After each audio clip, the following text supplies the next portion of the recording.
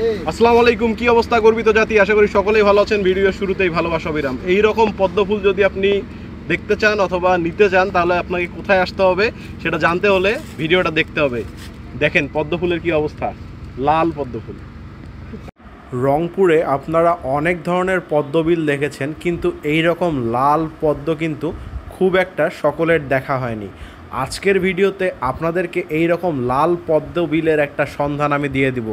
তার আগে পেজটাকে আপনারা যারা ফলো করেন না, পেজটাকে কষ্ট করে ফলো করে দিন। কারণ হচ্ছে এই পেজ থেকে রংপুরের অনেক ধরনের তথ্য কিন্তু আমি আপনাদেরকে দিয়ে থাকি। তো please please please hit the follow button. Follow না করলে এই তথ্যগুলো আপনারা সব সময় জানতে পারবেন না। কখনো দেখছেন যে এই রকম পদ্ম, ফোটা পদ্ম আপনি হাত দিয়ে ধরে আছেন? হ্যাঁ, এই রকম একটা বিলেরই সন্ধান দিব যেখানে এই রকম বেগুনি বা লাল যেটাই বলেন না কেন বা গোলাপি যেটাই বলেন না কেন, এই ধরনের পদ্ম আপনি হাত দিয়ে ধরেও দেখতে পারবেন।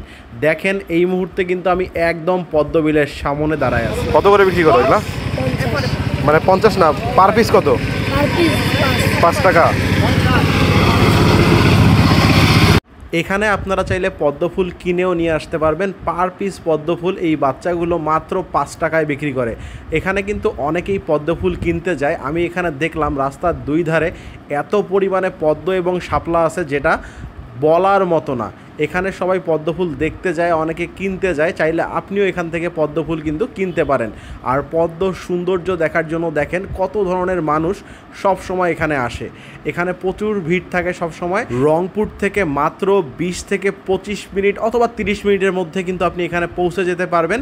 আমি এই জায়গার লোকেশনটা এলাকার মানুষের মাধ্যমে আপনাদেরকে দিয়ে দিচ্ছি, যাতে করে আপনাদের যেতে কোনো সমস্যা না হয়।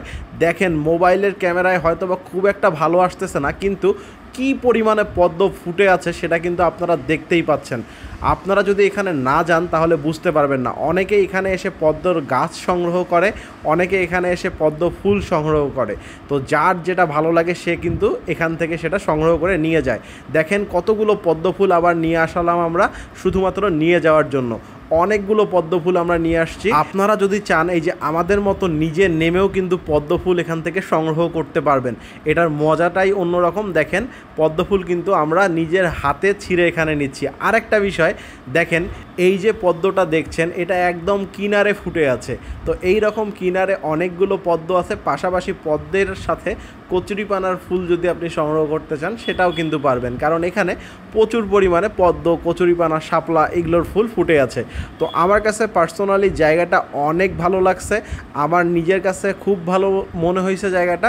এবং একটা বিকেল আপনি এখানে যেয়ে কিন্তু সময় কাটাতে পারেন। দেখেন আমরা যে বাচ্চাটাকে পদ্ম ফুল আনতে বলছিলাম, ও নিজে থেকে নেমে আমাদের জন্য পদ্ম ফুল কষ্ট করে সংগ্রহ করছিল। তো এখানে গেলে বুঝতে পারবেন যে কি পরিমাণে পদ্ম এখানে হয়েছে। চলেন জায়গাটার লোকেশনটা জেনে নিই। পদ্ম ফুল পাওয়া যায় অনেক, কি সুন্দর পদ্ম ফুল। দেখেন এখানে পদ্ম ফুল বিক্রয় করা হয়। এখানে অনেক পদ্ম ফুল আছে। জায়গাটার নাম কি? আমার নাম হলো মনির খান। জায়গার নাম ভাই? জায়গার নাম হলো কাউনিয়া হলদিবাড়ি। এটা মেইন রোডের পাশেই না? মেইন রোডের পাশে। আর এই দোলাটার নাম হলো বেতানির দোলা। মোট কথা রংপুর থেকে কাউনিয়া যাওয়ার পথে রাস্তার দুই পাশে আপনি এরকম পদ্ম দেখতে পারবেন।